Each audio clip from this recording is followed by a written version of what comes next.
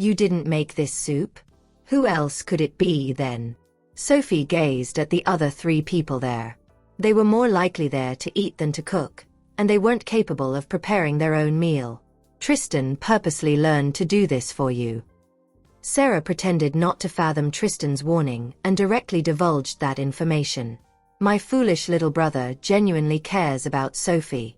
Since he had done so much for her, I should tell her about his efforts. Doing this will improve their relationship, so why not? What? Sophie was truly dumbfounded. Mr. Tristan made this soup? So these 3 are here because he requested their presence? He glanced at Sarah. I knew it. She's not reliable at all. The soup wasn't a success. As it was a failed attempt, he didn't want to let Sophie drink it. Really? In that case, I must taste it. Sophie gazed at Tristan. Knowing he had prepared the soup for her, she was touched by his effort regardless of the soup's flavor. She was aware that Tristan had always been unable to accept her tiny meal portions. Still, there was nothing she could do about that. That was the most she could eat, and if she consumed more, she would feel uncomfortable as her appetite was genuinely lacking. Sophie reckoned that was why he wanted to learn cooking. Of course, she knew what Tristan was thinking about. He understood her very well, and she also had a good grasp of him. Sophie, Uncle Tristan really treats you wholeheartedly, so you must never abandon him no matter what happens in the future. Otherwise, he'll be broken-hearted. Isabel had never seen Tristan care so much about someone. Felix nodded in agreement. If Sophie leaves Mr. Tristan, he will surely be devastated. He has fallen head over heels for her. Can't you think more positively about our future? Stop talking if you aren't adept at doing so. Tristan was displeased by their remarks. Isabel uttered, touch wood. Fine. I'm sorry. I picked my words poorly. Still, I sincerely hope you 2 will always stay together and be happy.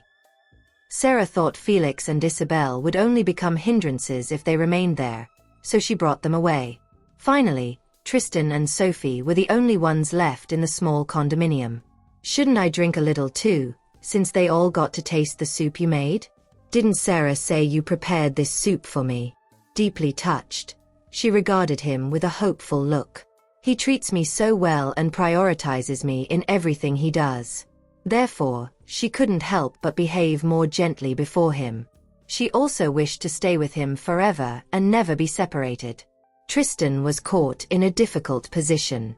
Judging by their reaction, the soup I made today must have been a failed product. In that case, how can I let her drink this? Let's not drink this soup since I didn't cook it properly. I'll prepare some for you next time, Tristan uttered tenderly. He wanted to make sure that he provided her the best of everything. Sophie walked up to him, slung her arms around his neck, and kissed him on the lips. It was a hot and passionate kiss.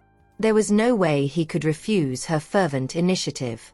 He reckoned she would be dispirited if he rejected her at that moment. Hence, he reciprocated and deepened the kiss. The couple indulged themselves in that intimate moment for a long time. Sophie had also learned how to breathe during a kiss, so this time, she could adapt to the situation no matter how long the kiss lasted. Taking in her slightly swollen lips, he gently rubbed them with his fingertips. What do you want to eat tonight? I'll order food delivery from the Crown. Before he could master the art of preparing the soup, he would never allow her to have a taste. Let me drink a little since you've already made it. She was still looking forward to trying the soup he prepared for her. Tristan frowned. Are you sure you want to have a taste? They told me the soup today is not that delicious. It's their problem for having poor taste, then. How can anything Mr. Tristan make be a failed product? Sophie, you're only saying that because you're my girlfriend, so you'll compliment me regardless of the soup's flavor. Especially when she knew he purposely prepared the soup for her. What's with all the nonsense? All I want is to drink a bowl of soup. Is that too much to ask? Sensing her determination, he had no choice but to serve her a bowl of soup. The temperature of the soup was just nice after leaving it to cool for some time. Sophie drank a few spoonfuls of the soup. Tristan felt his effort was worth it, looking at her savoring the soup. Nonetheless, he was also worried she might suffer from diarrhea if she drank too much. That's enough. Stop drinking. We're going out to have our dinner in a short while. He grasped her hand. I know the soup isn't that great, but I'll try harder and do better next time. Tristan, I have a question for you, and you must answer me seriously. Okay. Ask away. I'll give you an honest answer no matter what you ask. There was nothing he had to hide from her. Do you dream of feeding me until I'm fat? He was momentarily taken aback before ultimately nodding. Then he uttered jokingly, how did you know that? Once I turn you into a fatty, no one will snatch you away from me. Otherwise, even he couldn't fathom how many more love rivals he would have to face. Sophie was rendered speechless. She knew a short video had gone viral recently about a man telling others about his strategy to feed his girlfriend until she became corpulent so that he didn't need to worry about her leaving him for another man. Do you really hope for me to turn into a big fatty? If that's the case, I'm afraid he'll be disappointed because it's very hard for someone like me to gain weight. She was truly incapable of fulfilling that desire of his. Tristan pulled her close and seated her on his lap. I'm just kidding. I like you no matter your appearance, Tristan uttered affectionately. He was only trying to learn cooking because he knew she had a poor appetite. All he wanted was for her to stay healthy. He would accept her regardless of her physique. Sophie leaned against his chest. This is the man who loves me the most, aside from my grandpa. He loves me with complete sincerity and commitment. What's the matter? Are you touched? Still, that is not what I aim to achieve, and you don't have to feel burdened. I'm merely carrying out my obligations as your boyfriend, and I'm contented when doing all these things. Therefore, don't feel pressured because of this. You can drink if you want to, but if you don't want to drink the soup, you can toss it away instead of forcing yourself to consume it. You should know that I am very reluctant to see you pushing yourself to do something you don't want to. He would feel distraught if she forced herself to do something because of what he did. How can he still overthink in this manner after all the things he's done for me? Tristan, you're going to spoil me. Sophie couldn't help but pout. She would become pampered by his doing. You're my woman, so of course I'm going to spoil you. Sophie took another sip of soup, nodding. However, I think we still need to get some food. It's not enough to just drink soup. Okay. I will learn to cook more dishes next time. Indeed, soup was not enough. For the next few days, Charles and Sean were called over to be lab rats as well. Fortunately, Tristan's cooking was not that bad. At the very least, they did not have to worry about being poisoned. That was the advantage of being someone with a high IQ. He was capable of doing everything well. Felix and the others stared at the braised pork ribs on the table. They were in utter disbelief. That was too incredible. After all, making soup was simple. He only needed to put everything in the water and boil it. Yet this time, Tristan had cooked a plate of braised pork ribs, which looked delicious. Mr. Tristan, are you serious? You really want to hone your cooking skill, huh? If old Mr. Lombard hears of this, he will definitely be pissed off. Charles exclaimed inwardly. Do I look as though I'm joking? No matter what he wanted to do, he would be serious about it. Hearing that, Charles shook his head. To be honest, I really admire you. You said you wanted to learn to cook, and you actually did it. Sean added. All this because of a woman. Is she really worth it? Even now, I wouldn't do such a thing for any woman. Sean was impressed as well. All right. Cut the crap. Hurry up and give it a try. Tristan urged. He was very passionate about cooking at the moment. Okay. Let me have a taste. They were used to eating a lot of different delicacies, so they were quite picky when it came to food. Felix served himself a piece of pork ribs and took a bite. It wasn't greasy and had a perfect texture while being sweet. The taste of the pork ribs took his breath away. Felix couldn't help exclaiming, "Continue down this path, and you can start a restaurant soon. I mean it. How is it possible this kind of person exists? No matter what he does, he can do it flawlessly and perfectly. Is it really that good? Asked Charles while serving himself a piece of pork ribs and tasting it. After that, he went on, Mr. Tristan, how can someone as perfect as you exist in this world? Sean, too, commented after giving it a try. That's right. It's too much. Whatever you do, you can do it perfectly. Can you give other men a chance to live? They did not look like they were joking at all. Tristan was pretty satisfied with his cooking. I realized recently that cooking can be quite interesting. After toiling away in the kitchen, he found that the moment he enjoyed the most was when he watched Sophie finish all of the dishes he had cooked. He felt exceptionally happy whenever he saw her eat the food with relish. That kind of happiness and accomplishment could not be obtained through other means. According to legend, a king would kill for a woman.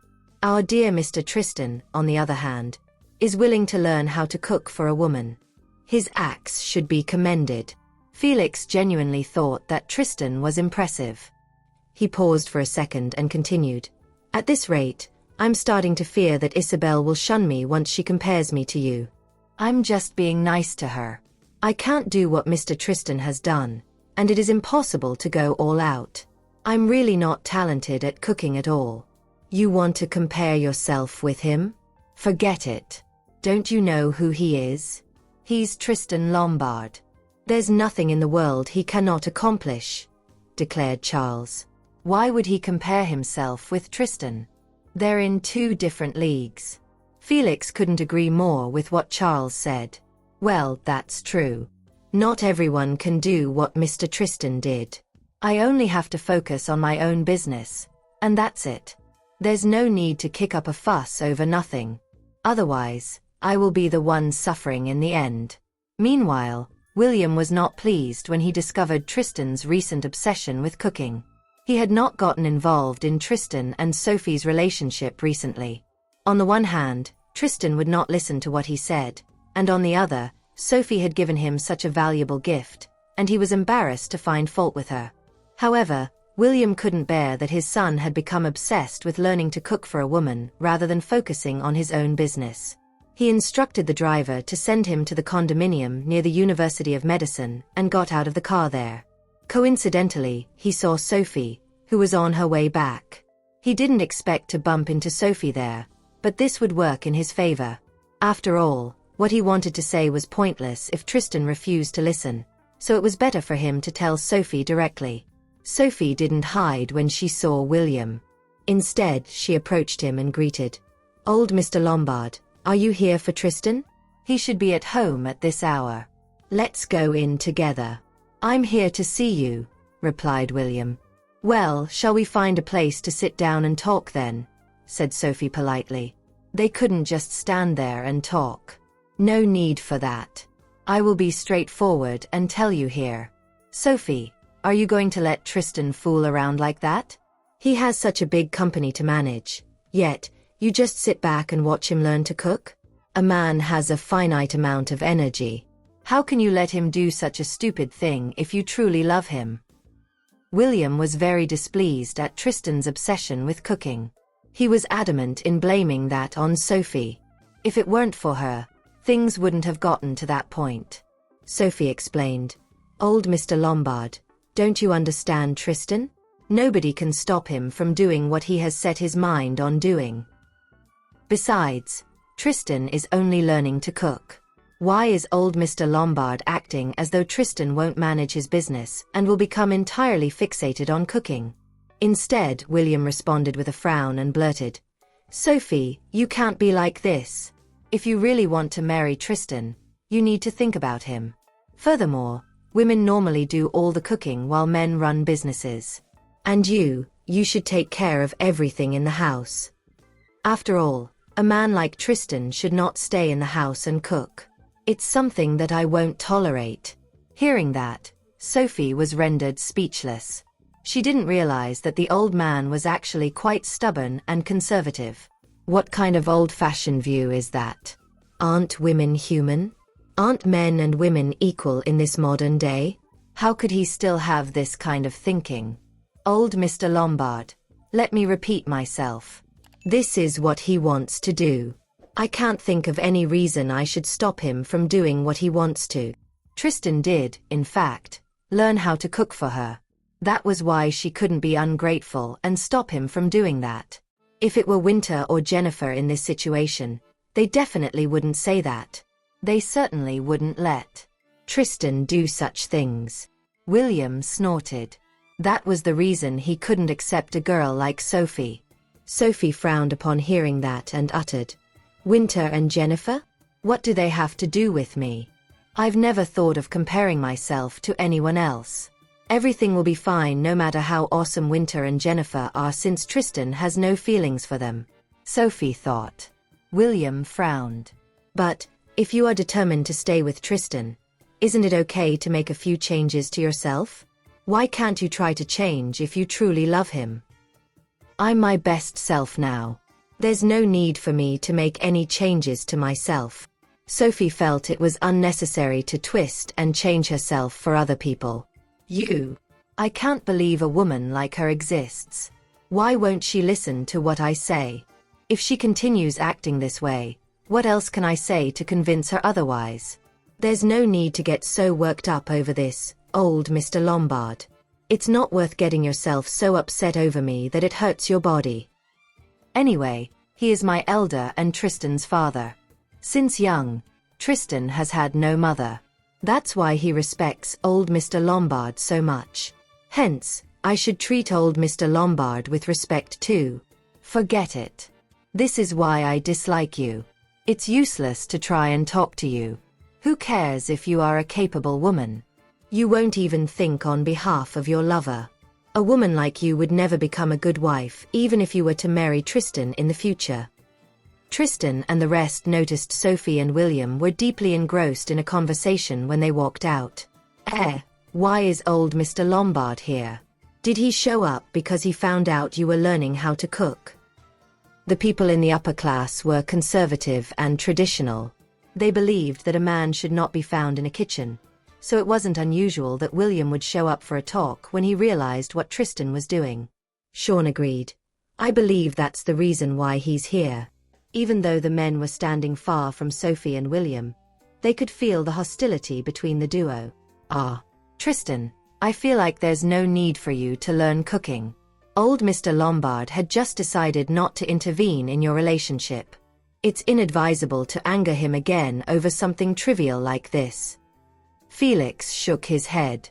It's important to maintain harmony between the people you care about. Am I right, Tristan? Tristan didn't stay to listen further. He hurried forward with a few steps and pulled Sophie into his embrace as he stared at William. Why are you here? I thought you were busy recently. How did you squeeze in the time to show up here? William sneered when Tristan confronted him. Tristan, where is your conscience? No matter what happens between us, I'm still your father. I was the one who raised you. How dare you speak to me this way over a mere woman? Do you know what respect is? Do you still consider me your father? Deep down, Tristan's mistreatment of him distressed William. It doesn't matter what went down between us. Tristan is the precious child that I've raised for so many years. I've always been so proud of him. Why did he turn out this way? Sophie grabbed Tristan's hand to stop him from speaking further. She didn't want the man to argue with his father over her. Tristan shouldn't disappoint old Mr. Lombard no matter what, right? I'm all right, Mr. Tristan. Old Mr. Lombard didn't say anything unnecessary to me. Sophie gazed into Tristan's eyes earnestly. Don't do anything that you will regret in the future because of me. Tristan wouldn't be happy either if he hurt old Mr. Lombard now. Understanding Sophie's intention, Tristan changed his tone. Yeah, Dad, why don't you head back first? I have something else going on today. I'll talk to you when I head home some other day. Sorrow filled William's heart when he saw Tristan's obedience around Sophie. My son wouldn't listen to a word I said. Yet, he takes everything Sophie says so seriously. Why does he treat me so differently from her? It's making me sad. No wonder other people always talk about how a son always ends up siding with his wife or girlfriend over his parents. It seems like my son didn't escape the same fate either. Tristan opened the car door for William, reminding him, "All right. The weather is getting cold. You should remain inside the mansion if there is nothing important. It's not right for you to run around like this when you are getting old." He was truly concerned for William's well-being. Dad didn't have an easy life as he had to raise his 3 kids alone. He's never once thought about remarrying, as he always says that he doesn't know what love is. From what I see, he is the one that is the most affectionate and emotional.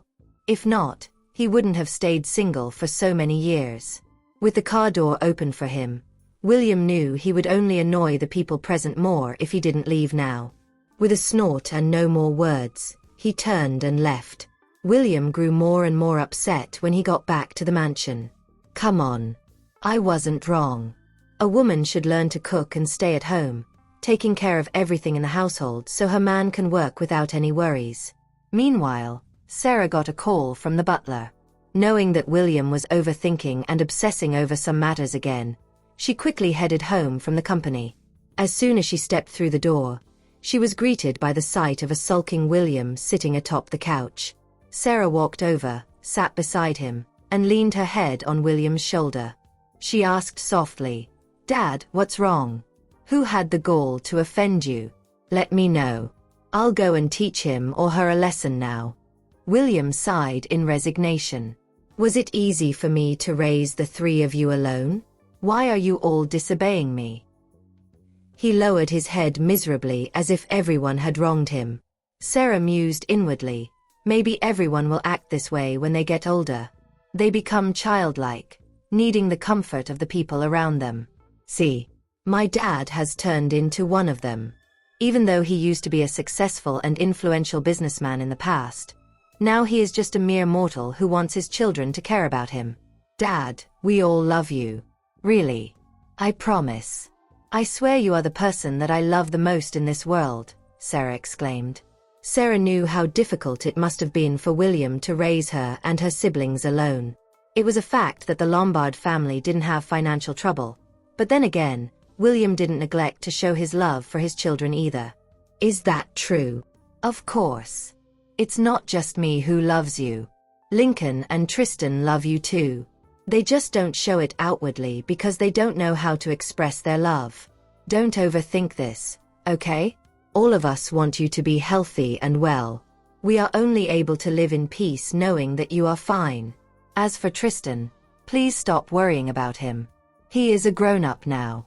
He knows what he is doing. How can he learn how to cook? He overly dotes on Sophie. If this goes on, Sophie will only ask for more and more outrageous things when they get married. He is a man. He can't let that happen to him, William voiced. That was the part that he was unable to wrap his mind around. Dad, there's something you should know. Times are different now. If a man doesn't pamper his woman, she might run away from him. Sarah's words rendered William completely speechless. He retorted, "Where can she escape to? Sophie told me she loves Tristan, but I've never seen her do anything for him." William felt indignant because he didn't want Tristan to live such a pathetic life just because he was in love. Hey, I've already told you that this is how things are between them. Your anger does not change anything. If you know your anger is worthless, why don't you remain calm? Men and women are equal now. Take me for an example. I'm a career woman. Meanwhile, Jennifer had recently been waiting patiently for a chance to finish Sophie once and for all. As she stared at James then, she felt like the time had come. Here are the details. You can read through them thoroughly when you get back. Ring me up if there's anything that you don't understand, Jennifer explained. James was smart. He knew what he had to do. Noted, Ms. Whitley. Don't worry. No problem will arise. We will make the best team. Don't blame me for this, Sophie. If you have no regard for me, I won't hesitate to take action against you. I've worked in Tanner Group for so long as compared to Sophie. How dare they disrespect me? Since they did this to me, there is no way I'll continue serving the company willingly and loyally. James continued. Let's make a pact. My salary mustn't be lower than my previous salary at Tanner Group when I join Whitley Group. Even though he initially wanted to request a salary double the amount his salary at Tanner Group, he didn't have the nerve to do so.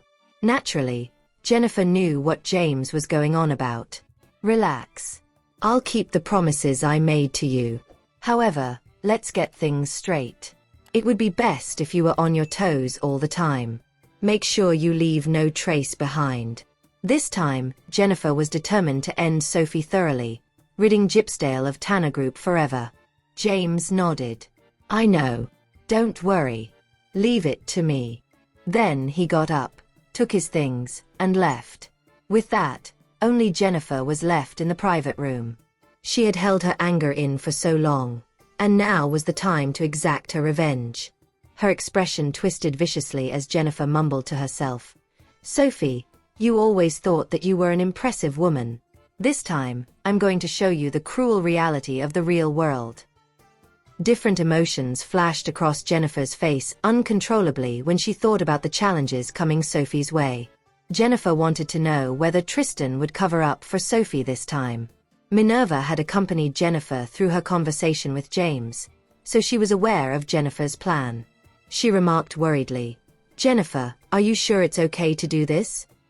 Why did Jennifer's personality change drastically after falling in love with Tristan? Minerva went on, what you are doing is illegal. If someone finds out, the consequences could be dire. Everything she said was from the bottom of her heart, for she genuinely regarded Jennifer as her friend. However, her advice fell on deaf ears. Minerva, you are my friend. I need your support most at a time like this, so please stop spewing this nonsense at me, okay? Minerva furrowed her brows. But what Jennifer is doing is wrong. In my opinion, it isn't okay to frame an innocent person. Jennifer didn't bother to explain anymore. At that moment, all she hoped was for Sophie to experience misfortunes. James ran into Sophie at the entrance when he got back to Tanner Group. She glanced at the files in his hands. The man's hands shook ever so slightly when he noticed Sophie's gaze. James tried to calm himself down before speaking.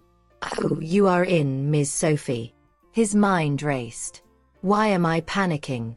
She doesn't know what I'm trying to do. These just appear like regular files. Nothing out of the usual.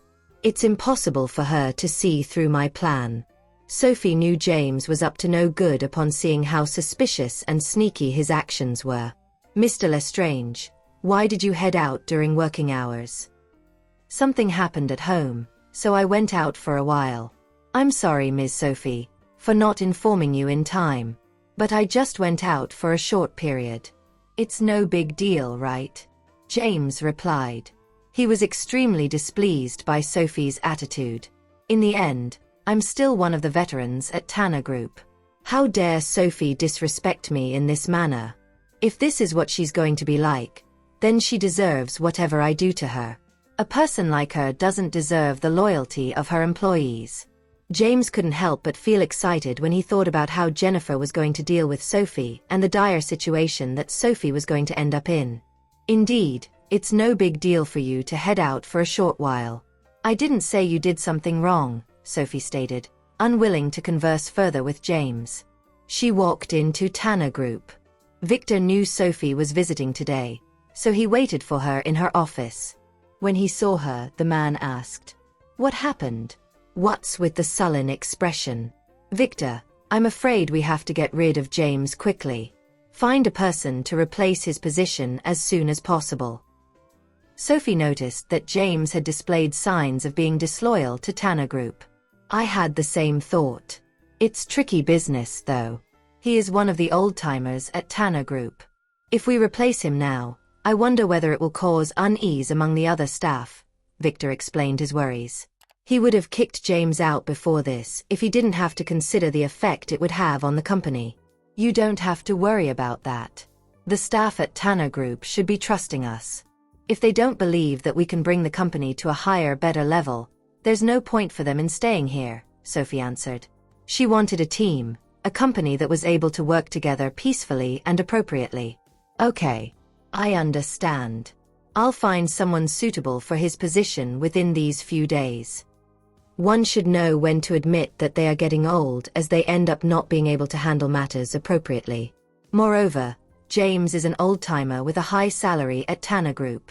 If he does his work correctly, his contribution will match his salary, which would be enough for us not to doubt him. Whitley Group has been trying to sabotage us endlessly lately. Do you think we should do anything to retaliate against them? Oh, I know. Do whatever you need to do to teach them a lesson. I'll be there to take care of the mess if anything bad happens, Sophie promised. She didn't want to back down from the conflict since Jennifer was the one who provoked her first. With Sophie's words, Victor knew he could finally do whatever he wanted to retaliate against Jennifer's dirty tricks. Who does she think she is? Jennifer wouldn't be able to abuse her power if she weren't part of the Whitley family. As for James, he had returned to his office to browse through the files that Jennifer had given him. At last, he knew what Jennifer's plan was. I've been Tanner Group's employee for so long. Even though I've had no overwhelming accomplishments, I can say that I've worked hard all these years.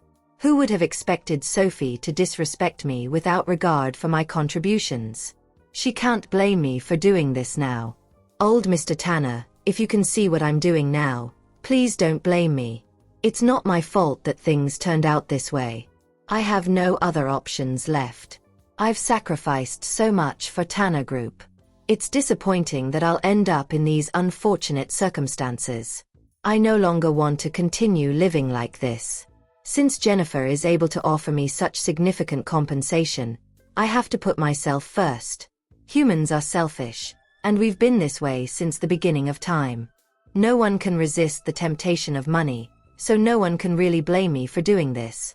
The next day, Sophie arrived at her classroom with her backpack when a group of people in uniform came looking for her. She was having breakfast with Sandra when the men showed up. When Sandra saw these people, she was dumbfounded. What happened? What's with the crowd? The leader walked up to Sophie and greeted her somewhat politely. Are you Ms. Sophie Tanner? Sophie bobbed her head in response. Did they come for me? The group of men instantly became the center of attention of the people in the school. The leader said, Ms. Tanner, we received a tip informing us Tanner Group was involved in illegal activities. It's inconvenient for us to spell out the details publicly, so we need you to come to the police station with us to get a better picture of the matter. Panicked, Simon walked over when he noticed the people were about to take Sophie away. Who are you? How dare you take Sophie away? You're at the University of Medicine now. How could you? We're on duty now, sir, so please do not get in our way. If you continue to make a scene here, we'll have no choice but to take you back with us, the leader threatened. Fine. I'll go with you. You think I'm afraid of you? We didn't do anything that went against the law. Who gave you permission to arrest us?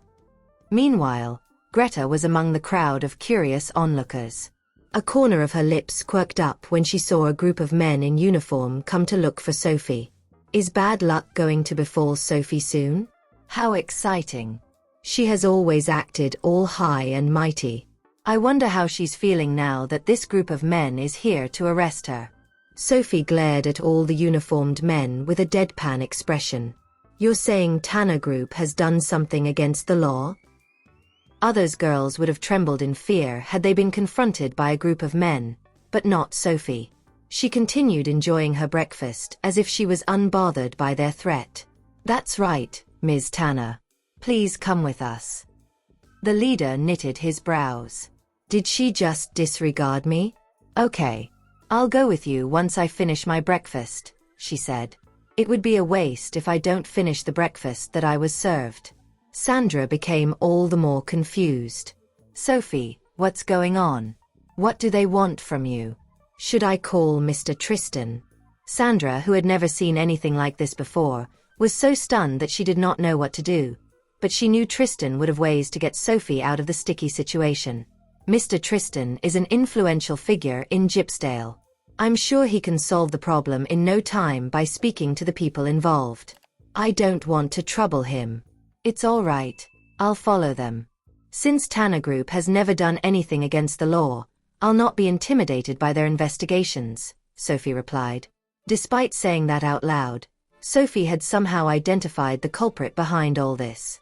The first suspect that popped into her mind was James. That man is the root of all problems. Issues like this wouldn't have popped up had I gotten rid of him earlier. Anyway, it's too late for me to say or do anything now. I have to figure out a solution to tackle this matter before thinking of ways to deal with him. Like Sandra, Simon was also on pins and needles.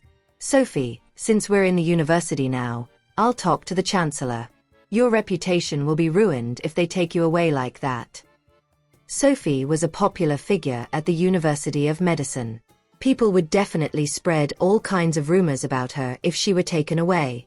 Guys, I'm serious. Just go and do your work or attend classes as usual. Don't worry about it, Sophie uttered. Why can't I follow them? It's not like they're taking me to a dangerous place. Sandra was on the verge of crying upon noticing Sophie's attitude. Please let me call Mr. Tristan. But I don't have his number. Give me his number, and I'll call him right now. Upon noticing how they paid no attention to him and his men, the leader expressed his disdain. Ms. Tanner, please come with us right now. Why are you in a hurry? Can't you wait for me to finish my breakfast first? Sophie glared at the man, who could feel the intimidating look in her eyes. Surprised by the threatening aura in such a young girl's eyes, he froze for a moment as he did not know how to react to Sophie's words. After taking her own sweet time to finish her breakfast, Sophie drew a piece of tissue and wiped her mouth. She then stood up and said, "Let's go. You're tired of waiting, aren't you? Tanner Group will do our best to cooperate with you in your investigation, so don't worry." What's going on? Did they really come to arrest Sophie? What did she do?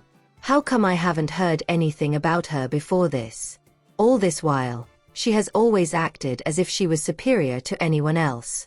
I can't believe she still put up an arrogant front before us, Greta sneered. This time, I'm afraid she has run out of luck. She then grinned and snorted. See, that is why we should always stay humble, because we never know what the future holds. Am I right? Damn you, Greta. Are you done? Who do you think you are? How dare you badmouth Sophie? The nonsense Greta spouted caused the panicked Simon to explode in rage. Greta's lips twitched. What? Did I not say the truth? I know I used to have a crush on you, and that was why I allowed you to control me. But I don't like you anymore, Simon. You can't stop me from saying what I have in mind, Greta said with her head held high. I'm Charles's girlfriend now, mind you. Everyone in Gypsdale knows how influential Charles is. Does Simon think my life still revolves around him? What a joke. Upon noticing how Simon flew off the handle, Sandra stepped in and got hold of him.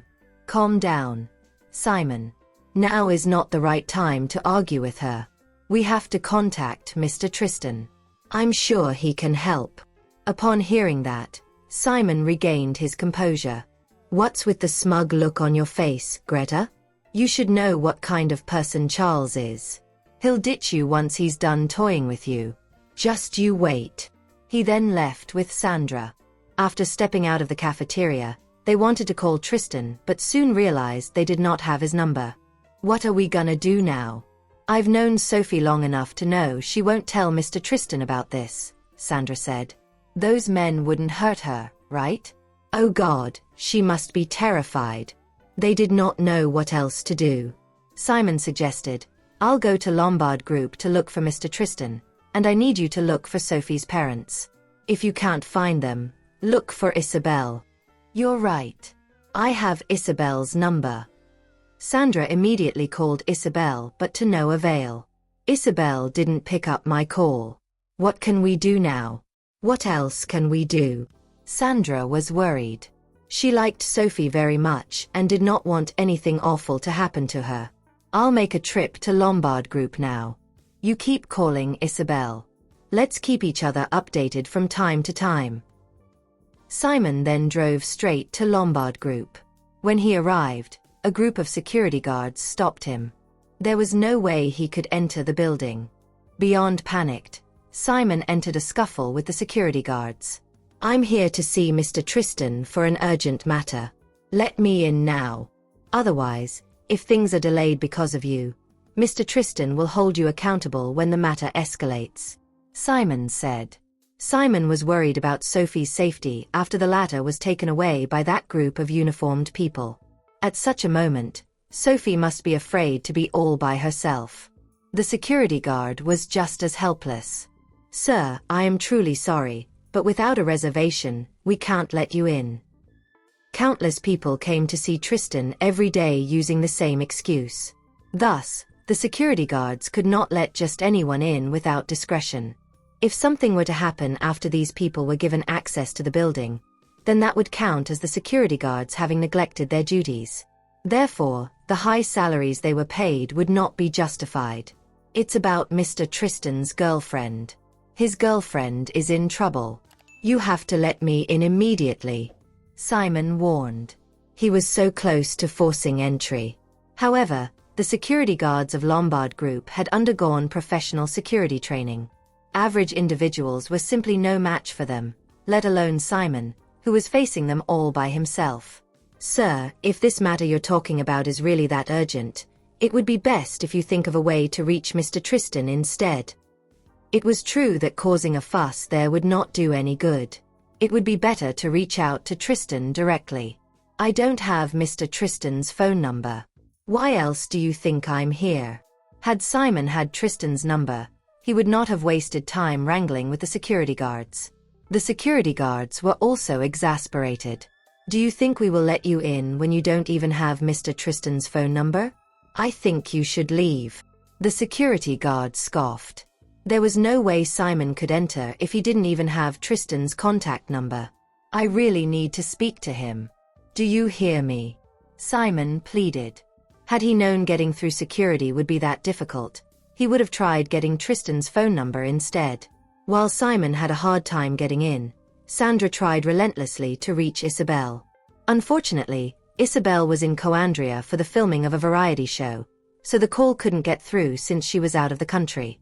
Sandra then went looking for Simon, only to find him still being kept out of the building. "What do we do now, Simon? We don't know where Sophie was taken to.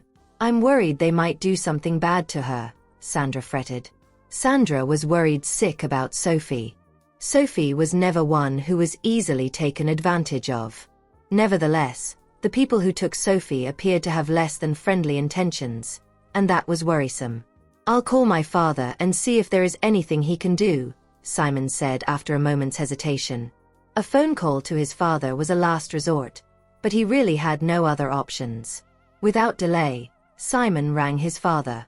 On the other end of the line, Simon's father was furious when he realized that it was his son that was calling him on the phone.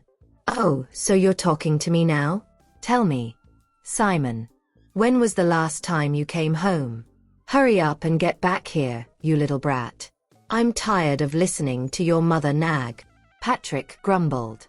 As the director of the largest private hospital in Gypsdale, Patrick was far too busy to deal with the frivolous matters of his son. "Don't worry, Dad. I'm going home tonight. However, before that, can I ask you a favor?" Simon said. "What is it?" Patrick asked. He had never seen his son acting in such a serious manner. "Have you gotten yourself into trouble again? This brat is truly spoilt." "Dad, I'm not the one in trouble. My friend has been taken by the Department of Justice. I have no clue what the situation is now. Can you see if there is anything you can do?" Simon explained. "What? What kind of person is your friend to be taken by the law? What have they done exactly?" "Simon, I don't expect you to be successful, but can you get a grip on yourself?" Patrick was displeased when Simon asked him for such a tiresome favor. Patrick had questions about the kind of people Simon was friends with. "Dad, there must be some misunderstanding. This friend of mine is a decent person, really." "I'm not lying," Simon reiterated in a cold sweat. It was true that Simon had been a handful and a nuisance in the past, but Sophie was different. He was confident that Sophie would do nothing wrong that could warrant apprehension by the legal authorities. That's enough. What is the name of your friend? I'll try to ask someone for help, Patrick said.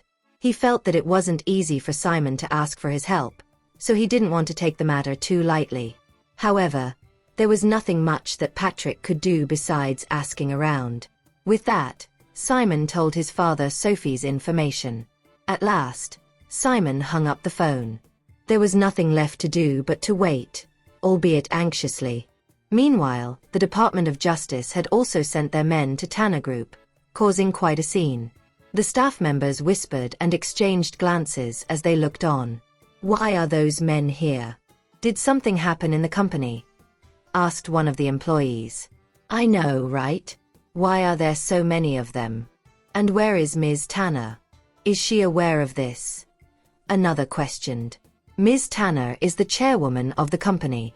I'm sure she knows about it, one of them answered. My goodness. I hope that nothing bad happens at this point in time. Tanner Group has only just been going uphill, so it can only get better in the future. Please, do not let anything bad befall us now. At the moment, they had a major project in the pipeline. If something bad were to happen now, the project would be negatively affected. The group of men in uniform went straight to Victor, who had long since learned of the news and was waiting in his office. You are Mr. Victor White, correct? The man at the front asked. Victor nodded. Hello, I am indeed Victor. May I ask what brings you here today? Victor asked quite politely. We're from the Department of Justice. Your company has been reported to us for violating the law. Please come with us to the Department of Justice for a talk, said the man in uniform. Hearing that, Victor raised an eyebrow. Tanner Group violating the law? This must be a joke. The employees of Tanner Group had always been law-abiding citizens. Besides, the company was running a legitimate business, so how did it come to be accused of violating the law? Sure. I get it. We will give our full cooperation in your investigation. However, Tanner Group has always abided by the law. We hope the legal authorities will do us justice, Victor said. With that, Victor followed them to the Department of Justice. Take him there now and take their financial manager, James Lestrange, along with you, the leader of the group said to those under his command. When Victor heard what he said, he realized that this matter had something to do with James. Victor's heart skipped a beat when he heard the name. He would have been confident that they had done nothing wrong if it had been about something else. However, that was not necessarily the case if James was involved. James must really hate Ms. Sophie. What is he trying to do? When the senior executives saw that Victor had been taken away, they looked at each other in disbelief, unsure of what to do next. Goodness gracious. What do we do now? Was Ms. Sophie arrested too? Given that those people were from the Department of Justice, one would really be put behind bars if there was a problem. With Mr. White taken away and no one at the helm, what should we do? The executives were thrown into utter desperation. Enough. Everyone, stay calm. We don't know much about it yet, so there's very little point in worrying. We should get back to our posts and do what we're supposed to do. At that point, they could only go with the flow. Why don't we contact Mr. Yale? After all, he's Ms. Sophie's dad, someone suggested. That would make sense, for Yale would probably have some inside scoop on the matter. Yale. Forget it. We all know how tactless he has always been. Having him around will bring us nothing but trouble. Upon hearing that remark, the person perished the thought. Besides, Sophie was more than capable to tackle anything thrown her way, so there should not be a problem. Meanwhile, Sophie was brought to the Department of Justice. The officer who dealt with her, however, was not very cordial. Witnessing Sophie's nonchalant mien even when she had been apprehended, the officer was livid. Since you're already sitting here, you ought to be cooperative with the investigation. Or else. At long last, Sophie looked up at the officer. Are you threatening me right now? How am I not cooperative? Just question me about anything you want to know. You need not resort to threats. She had always disliked being threatened. Having to deal with those legal professionals, she was anything but afraid of them. We've received a report asserting that Tanner Group has been evading taxes, and it has amounted to 500 million. To top it off, this only came about after you inherited the company. What do you have to say for yourself? Aren't you the one working for the legal authorities? What do you mean? Why is she keeping up this kind of attitude? Doesn't she have any fear at all? You do know you're at the Department of Justice, right? How could you still be so arrogant? Me? Arrogant? Technically speaking, we, the taxpayers, are the ones who've been paying you your salary. Now that someone has reported us for tax evasion, you guys should back up the claim with evidence. Are you expecting me to dig into my own company files and hand over the proof myself? How laughable. Ha! Of course, we have incriminating evidence against you, which was why we even brought you here in the first place. Continue putting on a tough front all you want. I've seen more than enough people like you. Never had anyone been willing to admit their crimes right at the start when they were detained at the Department of Justice. Each one of them had acted all high and mighty. Even so, they were still done for at the end of the day. Such is the natural law of this world. More often than not, it was only fair for sinful men to be punished. Oh, really? Then show me the evidence you've got. I'll definitely cooperate with you, said Sophie indifferently. She figured that someone must be trying to frame Tanner Group. In order to do that, the perpetrator must have orchestrated a grand scheme. In that case, Sophie had to put on a show just as well. I shouldn't disappoint them now, should I? During the interim, Victor had also been taken to the Department of Justice, but he was confined to another interrogation room. Knowing that Sophie had also been brought there for questioning, Victor could not help but worry about that woman. As a grown man, he did not mind going through a tribulation like that. Still, he reckoned that a lady like Sophie must not have experienced such events before. She must feel all alone and helpless right now. After the questioning had been on for some time, Victor put forward a request to meet Sophie. I want to see the chairwoman of Tanner Group. I believe this isn't too much to ask for. Besides, since she's already here, I'll need to see her. You're here to assist in the investigation, Mr. White, so you'd better not push your luck. Considering that Tanner Group had been put under investigation, there was no way the officer would allow Victor to have contact with Sophie. Push my luck. I'm making a valid request here, insisted Victor. He was a worldly man, after all. In the entirety of Gypsdale, the vast majority of the people would show Victor some respect. Yet, the officer had been nothing less than discourteous toward him. Toleration was no longer an option for him at that point. You. That's enough.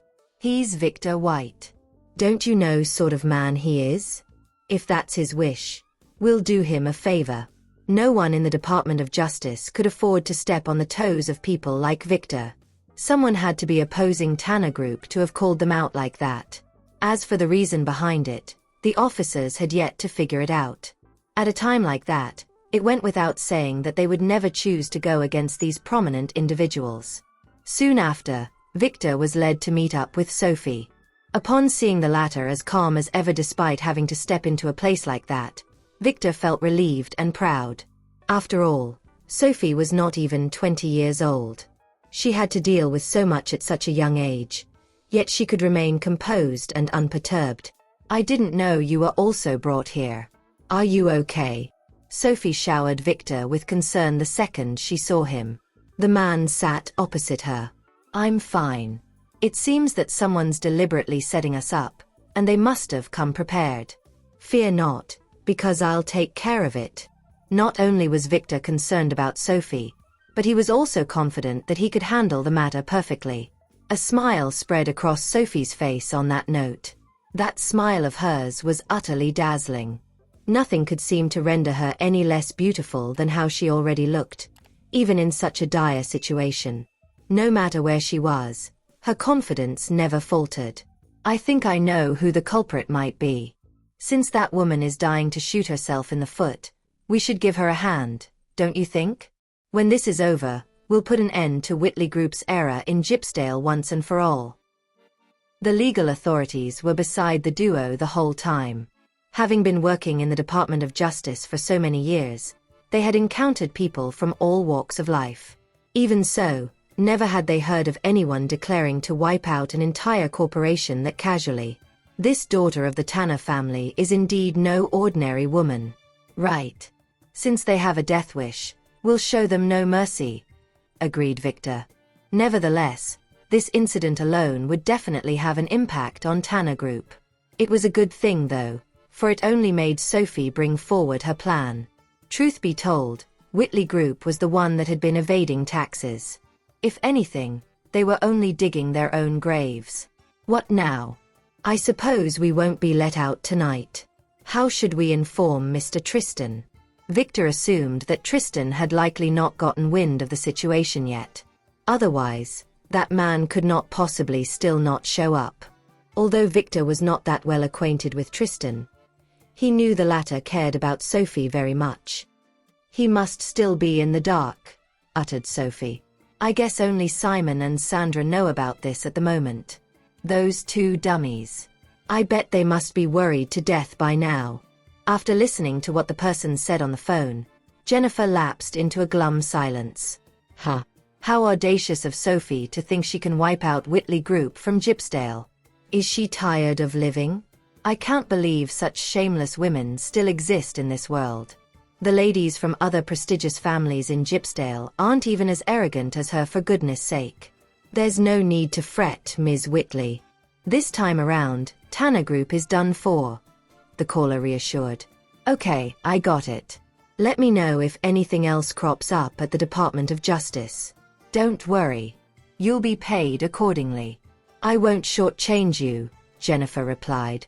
After all, there was no such thing as a free lunch, especially when she needed a member of the Department of Justice to work with her.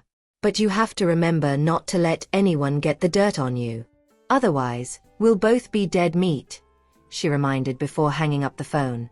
Timothy had rushed back from Ospia the moment he learned about his daughter's shenanigans, and as luck would have it, he overheard her entire phone conversation from the door. Jennifer Whitley, you've truly let me down.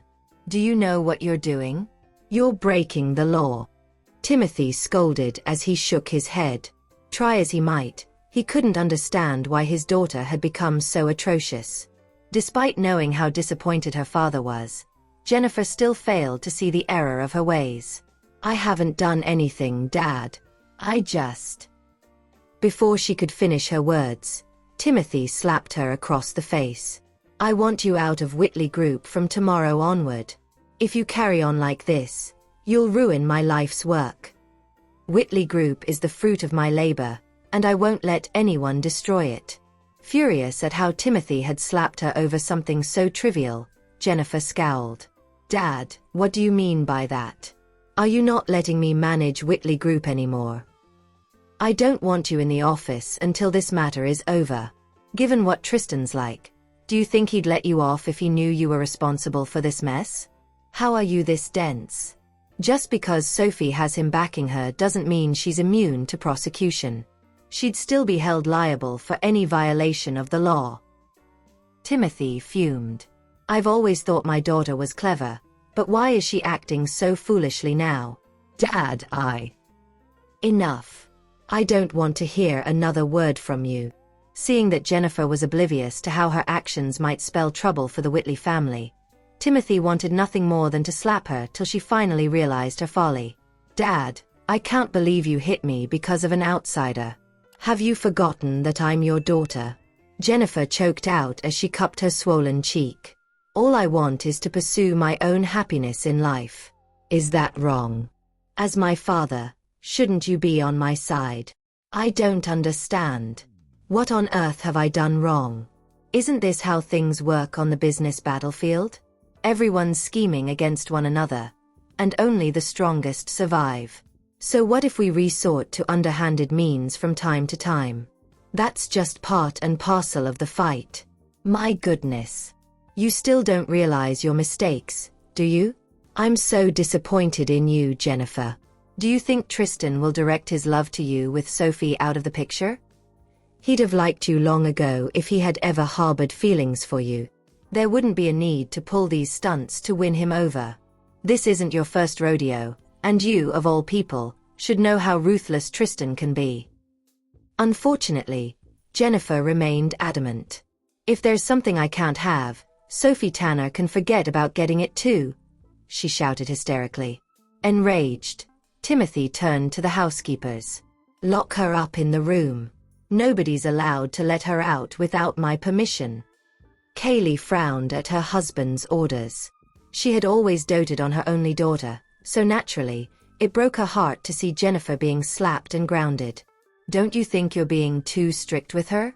She's still young. A kind mother makes a wastrel. It's your fault Jennifer has become the way she is today, so don't you dare lecture me, Timothy replied brusquely. We still don't know if our family can pull through this. You'd better start making plans for the future. With that, the man stormed off, leaving Jennifer still holding her burning cheek. Humph. I don't believe Tristan would go to such extremes to destroy our family. How could he when we have such a solid reputation in Gypsdale? After seeing her husband's demeanor, Kaylee, too, lost her cool.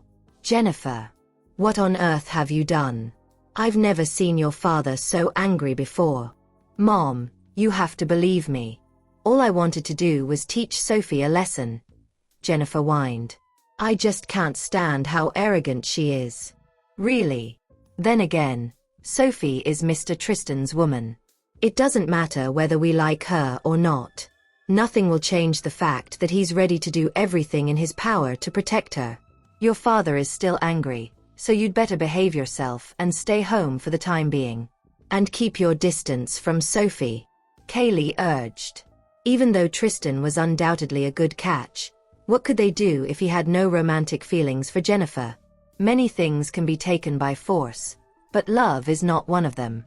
It is impossible to coerce anyone into a relationship, especially when one party has clearly stated their lack of interest in the other. Alas, Jennifer was undeterred by her parents' warnings. How can I stop when this is only the beginning? I won't let Sophie off that easily. Having lost the mood to talk, Kaylee promptly instructed the housekeeper to lock Jennifer in her room. After all, Timothy was the head of the house. Who was she to defy his orders? Meanwhile, Tristan had been busy the entire day, yet he still found time to call Sophie. Sadly, the latter never answered the phone. Felix, of course, couldn't help but poke fun at him. What are you doing? Sophie is a capable woman, and she's probably too busy to pick up the call. Don't worry about her. Although Tristan didn't think anything was amiss, the fact that Sophie didn't answer his call left him feeling dejected. When he finally finished his work and stepped out of the office, he was greeted by the sight of a teary-eyed Sandra. Oh, you're finally here, Mr. Tristan. I've been waiting for you the whole day. The guards refused to let me into the building. Needless to say, Sandra's demeanor gave Tristan a sense of foreboding. What's the matter? Did something happen to Sophie? Tristan asked. Don't just stand there and cry. Tell me what's going on. Felix, too, became anxious when he saw Sandra in such a panic. That's right. Dry your tears and tell us what's wrong. With Mr. Tristan here, you don't have to worry about a thing. There's nothing he can't handle. As it turned out, Simon had run off to think of a plan, leaving Sandra behind to break the news to Tristan. Sophie has been captured. Captured? Who has the audacity to capture Sophie? It was a group of uniformed men. I don't know where they came from or who they were. Sandra was brimming with anxiety. All right, stop crying. Now that we already know, we'll definitely deal with it, so don't worry, Felix comforted her. Wiping her tears away, Sandra tried her best to calm herself down. He's right. With Mr. Tristan around, Sophie will definitely be fine. Felix, find out where Sophie is right now. Tristan had been wondering why he couldn't get in touch with Sophie. Little did he expect something like that to have happened. Without a moment's delay, Felix started tracking down Sophie's location. In less than 10 minutes, he finally received an answer. Ms. Quimby, You should head home first. There's nothing you can do now. We'll give you a call once we find Sophie. Don't worry. With us around, nothing will happen to her, Felix said patiently. Regardless, she was a friend of Sophie who cared a lot about her, so they still had to be cordial with her. Can I go with you? However, his reassurances failed to allay Sandra's concerns. No. You'll just get in our way. Tristan rejected her request outright as he got into the car with no time to lose. Felix simply shook his head in response. You should head back now. Be careful when you do so. Sophie will be fine. With that, Felix drove off together with Tristan. Even though Sandra knew that the powerful Tristan would ensure Sophie's safety, she still couldn't stop herself from worrying. Meanwhile, Sophie didn't give her captors anything incriminating despite the long interrogation. Due to her in-depth knowledge of Tanner Group's financials, they couldn't find any weaknesses in her testimony. The members of the Department of Justice began to panic. What do we do now? We can't keep detaining her here. Without any evidence, we'll be forced to release her.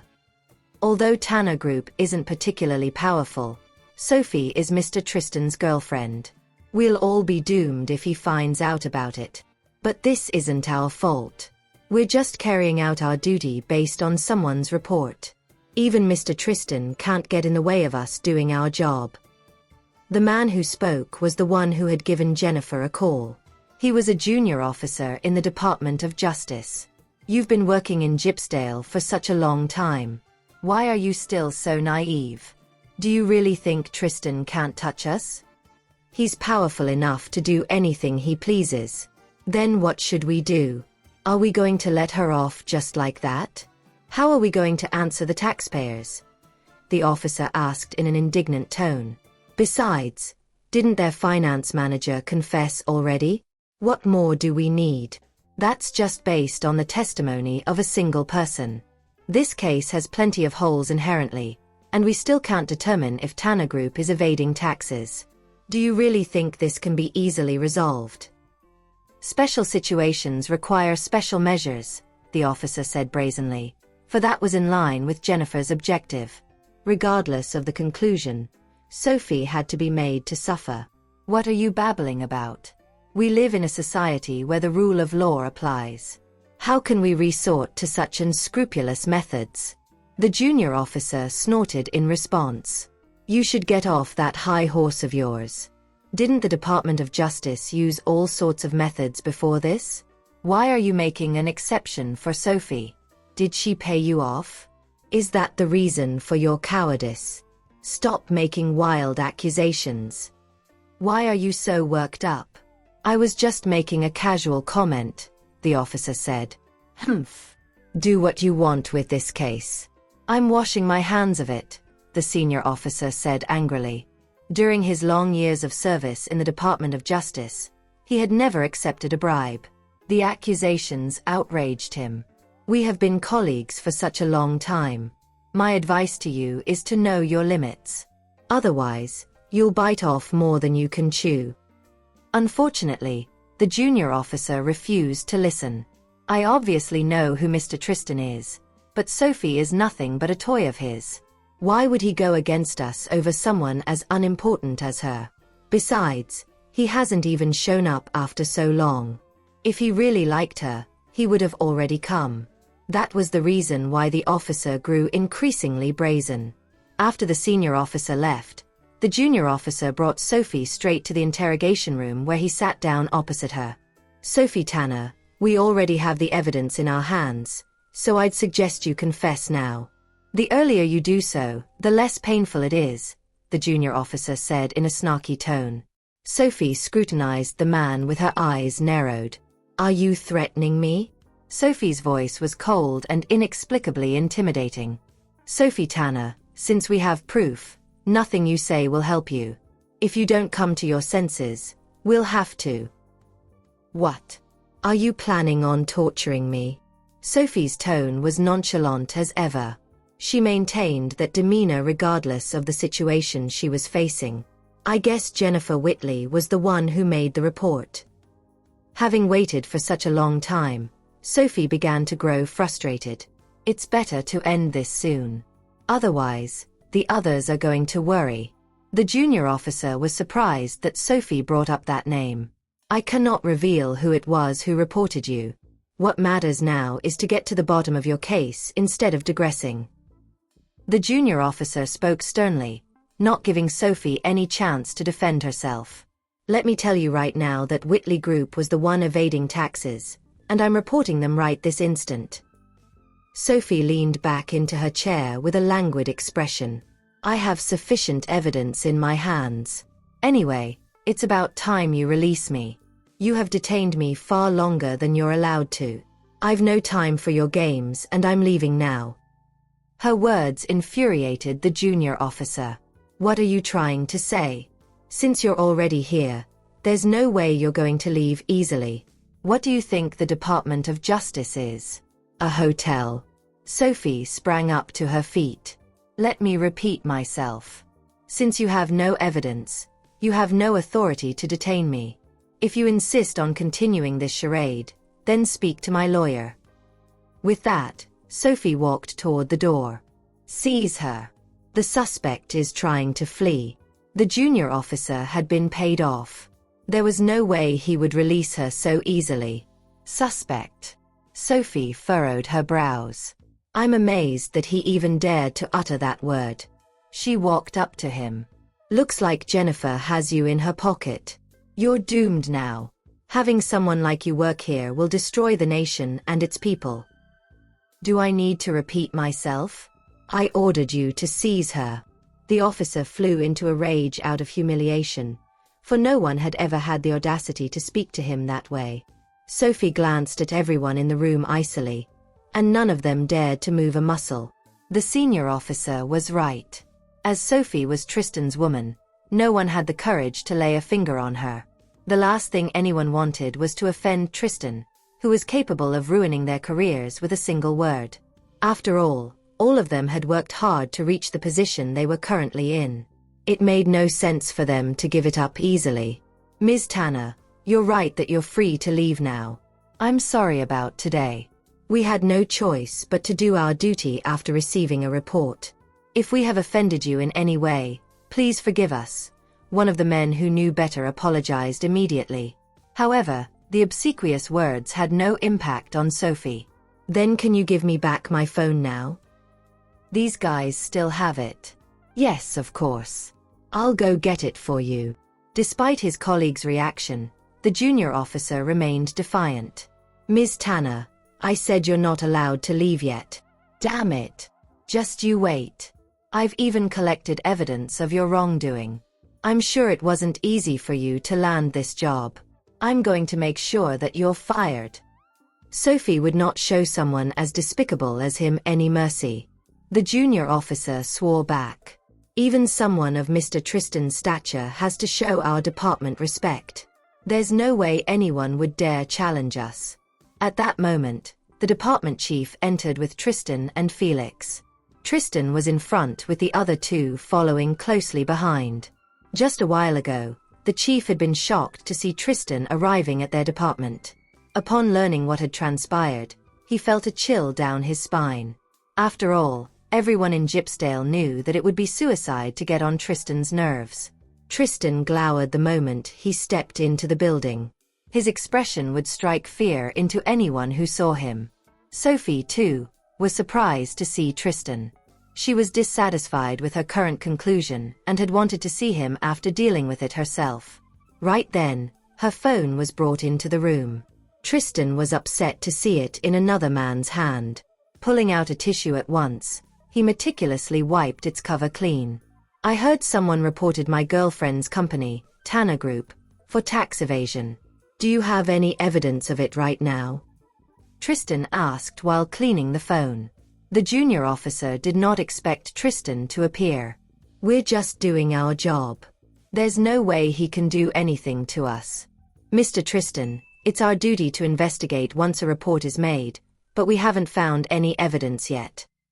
The junior officer didn't dare lie in front of the department chief, for it would be cause for his dismissal. The chief responded with a glare. Mr. Tristan, I'm sure there must be some misunderstanding somewhere. I'll definitely teach my subordinates a lesson for making such a mistake. The chief expressed his stand immediately. Since there's no evidence, can I go home now? Sophie asked as she was impatient to leave. She was also famished. Of course you can, Ms. Tanner. I'm sorry for the misunderstanding. Please don't hold it against us. As the chief let out a sycophantic smile, Sophie took her phone back from Tristan's hand. All right, it's clean enough. Sophie held his hand. Anyway, I'm fine, she then reassured him, knowing that he was worried sick. Thereafter, Sophie sent the details of Whitley Group's tax evasion to the chief. Chief, please check your email. I have furnished you with clear evidence of Whitley Group's crimes. I trust you to do your duty without fear or favor. Since Jennifer dared to make such a despicable move against her, Sophie wasn't going to show her any mercy, especially since Whitley Group did really evade tax. What? The chief was stunned. Tristan threw her a glance. Investigate them right away. I'm sure you've heard of Whitley Group. With that, he left together with Sophie, confident that the chief knew what had to be done. Standing in front of the chief, the junior officer didn't dare act rashly. Chief, this is Whitley Group that we're talking about. Before he could finish, the chief gave him a slap. Failing to fully vent his frustration, he followed up with a kick at the junior officer. So you do know we can't afford to offend any of these groups. The audacity of you to mess with Mr. Tristan's girlfriend, the chief thundered. After crashing to the ground, the officer didn't dare say a word in the face of his boss tongue-lashing. As for everyone else in the room, they held their breath in fear. Enough. Go and investigate the matter now. With Tristan keeping an eye on them, they knew they had to do something. Out of all the prominent families in Gypsdale that they couldn't afford to offend, Tristan was the most fearsome of them all. Meanwhile, Sophie and Tristan waited outside for Victor, who looked terrible after being locked up for a long time. Upon emerging from the building, he stopped in his tracks at the sight of them. Ms. Sophie, are you all right? Victor gave her a look of concern. As she was still a girl, he figured that being detained for such a long time must have been terrible for her. I'm fine. Sorry for all the trouble. It's getting late. You should head home now. We can catch up tomorrow in the office. That was the end of the matter for the time being. She would definitely make Whitley Group pay a heavy price. Okay, Ms. Sophie. You too should go back and rest. You must be exhausted. Victor maintained a professional distance in front of Tristan. After their conversation, Tristan opened the car door to let Sophie in. When she noticed the scowl on his face inside, she held his hand to comfort him. What's wrong? Am I not doing fine? Why are you still so angry? Thank you for listening. If you have enjoyed this story, please like and share so others can see it too. Also hit the subscription button and notification bell so you can be notified on our next release. Thank you for your support. God bless you.